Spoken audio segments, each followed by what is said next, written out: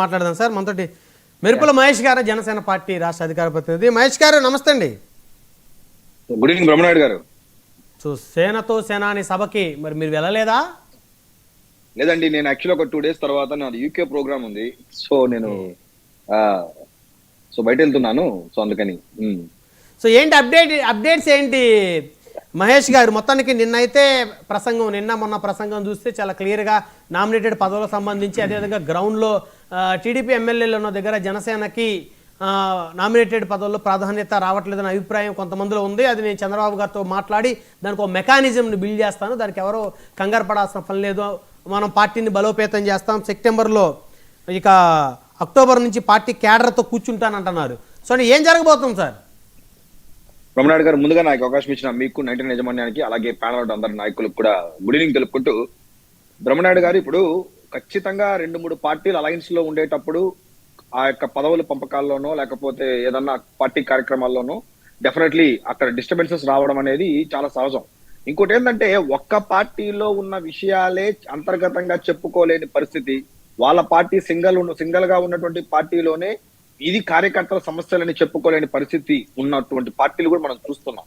అట్లాంటి దాంట్లో మేము ఒక 3 పార్టీలతో ట్రావెల్ చేసేటప్పుడు, టీడీపీతో కానీ బీజేపీతో ట్రావెల్ చేసేటప్పుడు, సో మాకు అక్కడ కూడా కొన్ని డిఫరెన్సెస్ అనేది ఎందుకు రాదు, ఖచ్చితంగా వస్తుంది. ఎందుకంటే 3 పార్టీలు అందరూ ఒకేలాగా ఆలోచించరు ఖచ్చితంగా. సో కాబట్టి ఇది ఏంట్రా అంటే, ఇది మేము కూడా ఈరోజు బ్రహ్మనాయుడు గారు, ఇంతకుముందు రాజీవ్ గాంధీ గారు ఒకటి ఖచ్చితంగా ఇది మా పార్టీ అంతర్గత విషయం, ఇది మేము ఎలా డెవలప్ చేసుకోవాలో, మా స్ట్రాటజీస్ ఏంటో, మా వ్యూహాలు ఏంటో మాకు తెలుసు.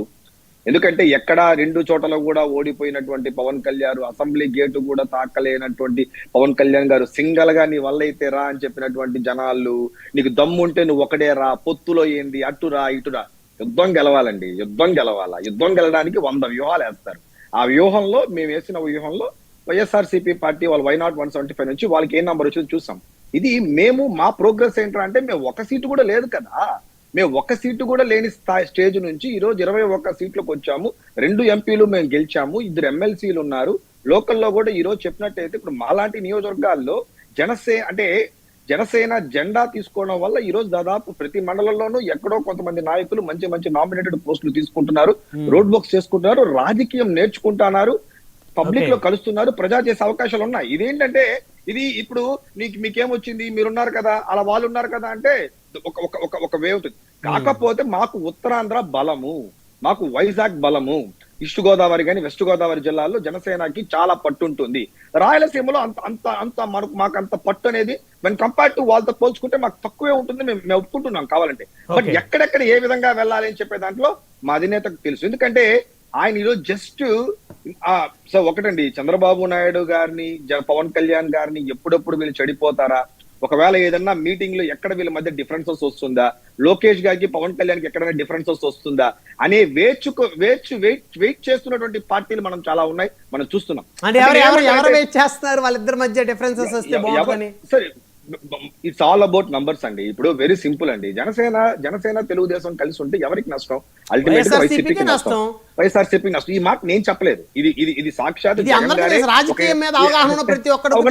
ఎవరికైనా తెలుసు. అప్పుడు వాళ్ళు అల్టిమేట్ గా వాళ్ళు ఏం కోరుకుంటారు, వీళ్ళిద్దరు ఎప్పుడు విడిపోవాలని కోరుకుంటారు. వీళ్ళు విడిపోవాలంటే ప్రతిసారి ఏమవుతుందంటే మేము కలిసి ఉండాలని కోరుకుంటా ఉంటాం బలంగా. నిజంగానే మాకు ఎక్కడో తేడా కొట్టి అవసరమారా బాబు వీళ్ళతో అని మాకు ఎక్కడ అనిపించినా, వీళ్ళు చేసే ఎక్స్ట్రాలకి వీళ్ళు చేసే ఓవర్ యాక్షన్లకి అవసరమే లేదురా, మేము ఇట్టన్నా ఉంటాం కానీ వీళ్ళు మాత్రం కనబడకూడదు అనే ఒక పాయింట్ కి స్ట్రెంత్ వీళ్ళు చేస్తున్నారు చెప్పాలంటే. ఈ రోజు మీ ఐక్యతని మరింత స్ట్రాంగ్ చేస్తున్నారు. అయితే వీళ్ళు ఎగ్జాక్ట్లీ నిజానికి వీళ్ళు పట్టించుకోకుండా మమ్మల్ని ఇగ్నోర్ చేస్తే ఏంద్రా మా పరిస్థితిని మేము కూడా ఎక్కడో చోట ఆలోచిస్తాం.